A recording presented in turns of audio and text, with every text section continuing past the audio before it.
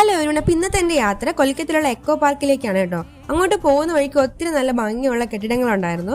ഇത് actually night കാണാനാണ് beautiful. അപ്പോൾ ഞാൻ അടുത്ത വീഡിയോ ആയിട്ട് ഇതിൻ്റെ നൈറ്റ് വ്യൂ ഒന്ന് പോസ്റ്റ് ചെയ്യാം കേട്ടോ. അപ്പോൾ ഞങ്ങൾ അങ്ങനെ യാത്ര ചെയ്തിട്ട് ഞങ്ങൾ എക്കോ പാർക്കിലെത്തി. അപ്പോൾ ഇവിടെ ടിക്കറ്റ് എടുത്താലേ അകത്ത് കയറാൻ പറ്റുള്ളൂ. 30 രൂപയാണ് ടിക്കറ്റ് പ്രൈസ് വരുന്നത്. അങ്ങനെ ഞങ്ങൾ ടിക്കറ്റ് എടുത്ത് അകത്ത് കയറി. ഇത് ഏകദേശം 480 ഏക്കറിലധികം വിസ്തൃതിയുള്ള കൊൽക്കത്തയിലെ ഏറ്റവും വലിയ അർബൻ പാർക്കാണിത്. അപ്പോൾ ഇതിൻ്റെ ഉള്ളിൽ തന്നെ നമുക്ക് സഞ്ചരിക്കാനായിട്ട് ട്രെയിൻ സൗകര്യവും സൈക്കിളും ഒക്കെ ഉണ്ട്. പിന്നെ ഇതിൻ്റെ പ്രധാന ആകർഷണം എന്ന് പറയുന്നത് പാർക്കിന്റെ നടുവിലുള്ള വലിയ കായലാണ്. 112 ഏക്കറോളം വരും ഈ കായല്. പിന്നെ പാർക്കിനുള്ളിൽ തന്നെ നടക്കാൻ ഒത്തിരി സ്പേസ് ഉണ്ട്.